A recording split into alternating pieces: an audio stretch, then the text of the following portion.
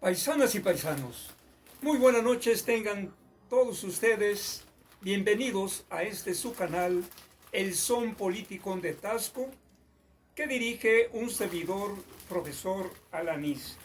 Tal como lo anuncié en el video pasado, vamos a seguir hablando sobre el humanismo mexicano que nos propone nuestro presidente de México, Andrés Manuel López Obrador.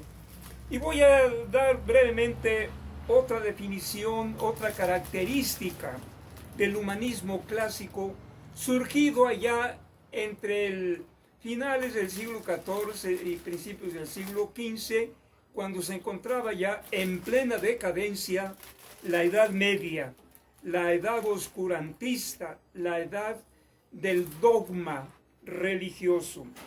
Dice aquí también, el humanismo se caracterizó por tener libertad de pensar más allá de cualquier creencia, fuerte amor a lo natural, se interesó por el desarrollo de la inteligencia, que implicaba el ejercicio de la ciencia, análisis e interpretación, inclinación hacia el estudio de los clásicos como el griego y el latín, considerados como bases de la lengua moderna.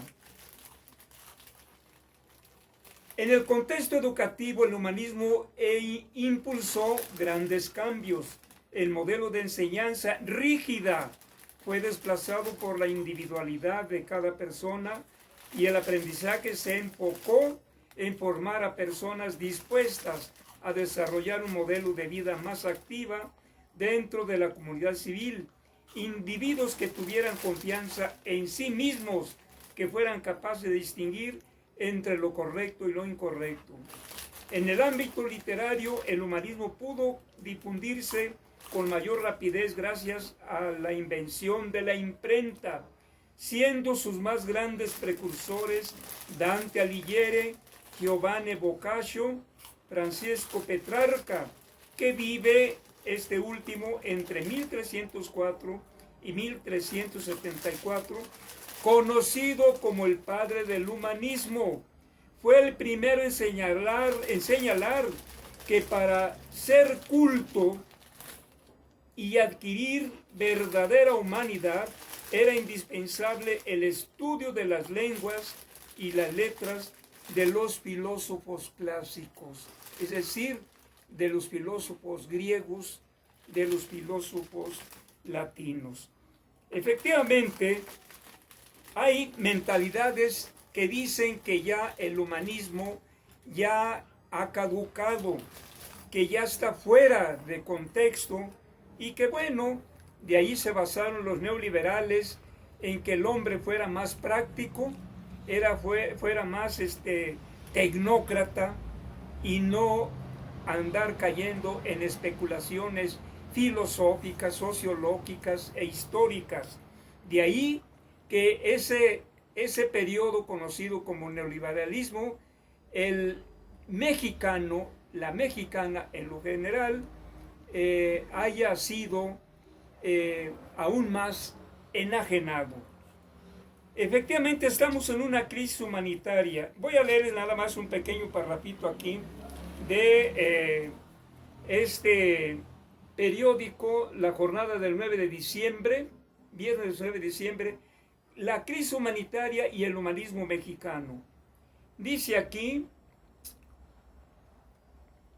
vivimos hoy una crisis humanitaria que tiene muy diversas expresiones, desde la violencia del narcotráfico, la desaparición forzada o no, los feminicidios, hasta el dolor que representan para ellos y para nosotros los miles de migrantes que atraviesan nuestro país en busca de mejores condiciones que las que tienen en sus países, a los que se suman los migrantes de Siria, Afganistán, hacia los países europeos, donde encuentran el repudio.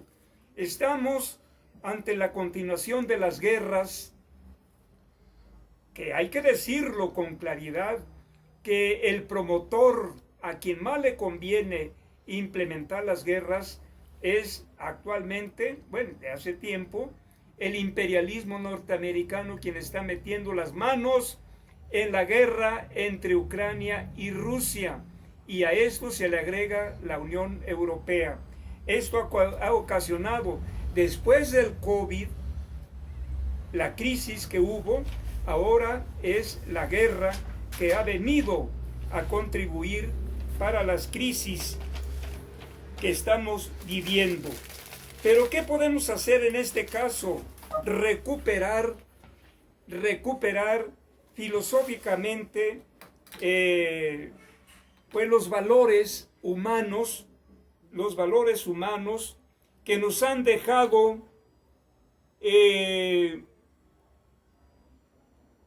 grandes mentalidades, grandes filósofos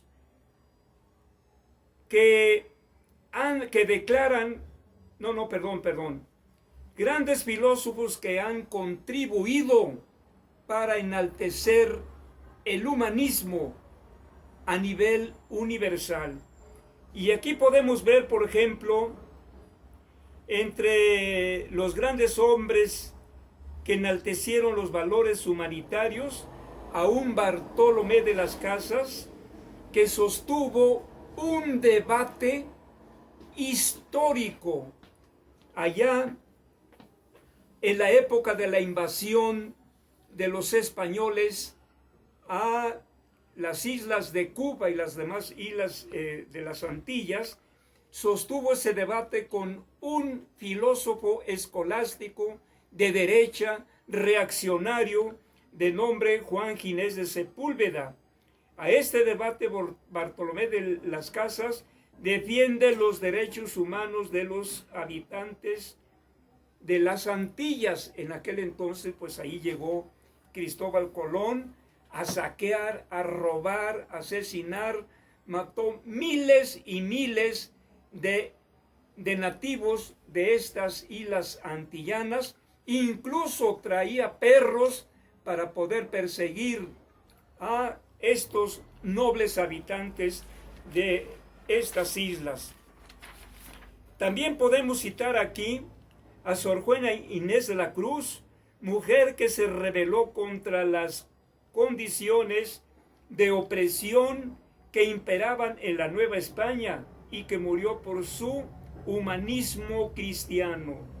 También podemos mencionar a Francisco Javier Clavijero, quien demostró al científico, y lo digo así, científico, un conservador racista de nombre Cornelio Pau, por su colonialismo despreciable sobre nuestros pueblos originarios. Consideraba a los mexicas y a todos los de habitantes de este continente como seres inferiores que carecían de alma, que carecían de vida espiritual. Estos hombres negaban características humanas a nuestros ancestros de este siglo XV, en que llegan, por desgracia, los hambrientos europeos. De la misma manera podemos mencionar el pensamiento progresista y humanitario de José María Morelos y Pavón, el gran documento conocido como Los Sentimientos de la Nación, en el cual, entre otras demandas, plantea en este documento se consagra la ideología liberal, mirada como la opuesta al régimen político neoliberal. Luego la vez pasada mencioné de un humanismo cristiano, un humanismo liberal, incluso un humanismo socialista. Y en este caso hay que destacar la figura de un Benito Juárez, y todos los personajes de esta época que lucharon por la libertad de los mexicanos que estaban bajo la opresión de dictadores como Santa Anna y otros más. También José María Morelos y Pavón dispone que las leyes buscarán la justicia social que moderará la opulencia y la indigencia y el mejoramiento moral del hombre. Vean nada más las enseñanzas que nos ha dado este gran personaje histórico, José María Morelos y Pavón. Contrario sus ideales a los conservadores de aquella época y los de ahora, porque los de ahora no coinciden con los postulados de Hidalgo, de Morelos, no. Vamos a ver también el pensamiento de Miguel Hidalgo y Costilla, quien dice, siendo contra los clamores de la naturaleza, someter a los hombres debe abolirse las leyes que impongan la esclavitud. Fue el primero que declaró abolir la esclavitud en este movimiento de insurgencia en contra del dominio español allá por 1810. Entonces, estos grandes pensadores que lucharon moralmente, que lucharon por la libertad, que lucharon por tener un pedazo de tierra, porque incluso Hidalgo fue el primero que empezó a hacer el reparto de tierras en los lugares donde se movilizó la insurgencia. Y bueno, pues tenemos la verdad que grandes pensadores, grandes filósofos, que yo estoy muy entusiasmado con esta propuesta del presidente López Obrador de llamarle al modelo económico de la cuarta transformación el humanismo mexicano. Está muy acorde por todo lo que está haciendo el presidente de favorecer, como lo dijo en campaña, por el bien de todos, primero los pobres, y es lo que está haciendo. Y entonces, ante estos postulados del presidente Obrador, pues claro que la derecha dice que no, que está tirando el dinero a lo tonto, porque el dinero que debería de ser para ellos, pues los empresarios que no pagan impuestos, para la gente que recibió tantos privilegios, pues claro que ahora se ponen al brinco, ahora ponen el grito en el cielo, porque dicen, ese dinero era nuestro, era para nosotros. Pero el presidente dice, obedeciendo al gran filósofo Aristóteles de Estagira, que la riqueza de un país debe de ser distribuida de una manera justa, de una manera equitativa.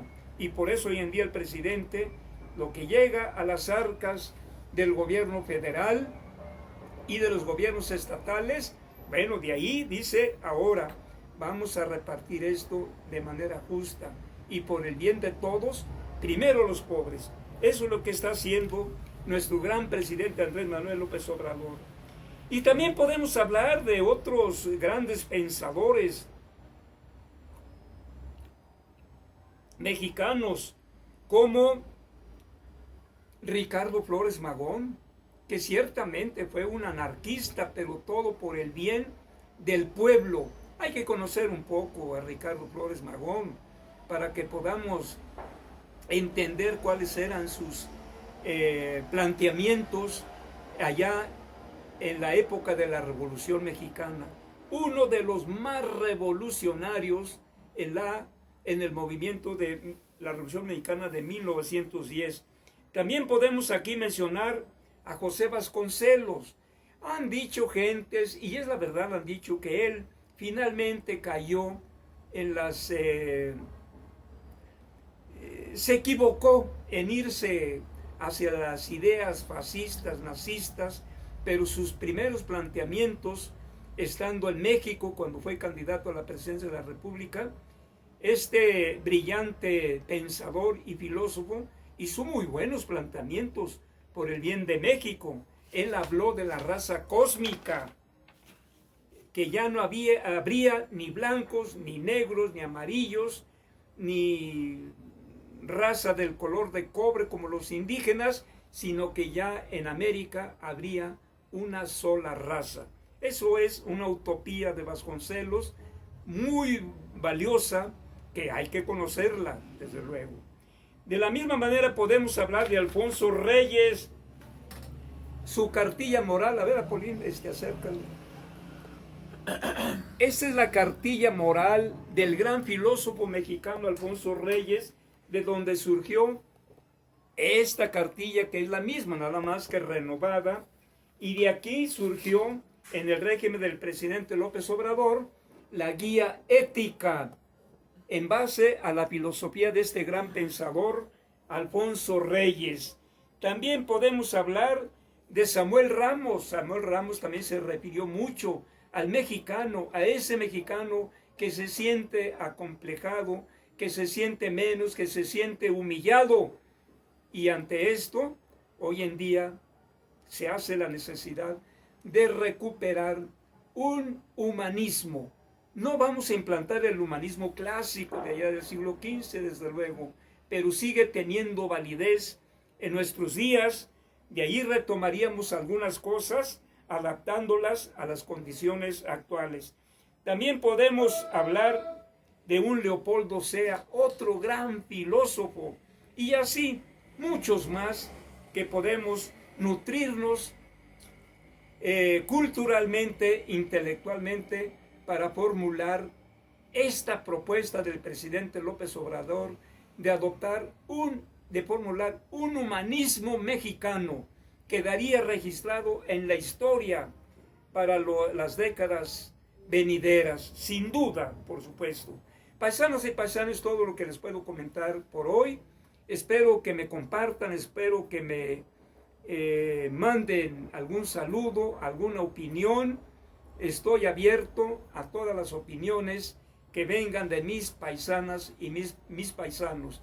Por lo antes dicho, les doy las buenas noches. Nos veremos próximamente en otro video del Son Politicón de Taxco, con un servidor, profe Alanís, y en el controles técnicos me apoya mi hijo Apolo Iván. Muy buenas noches. Ajá.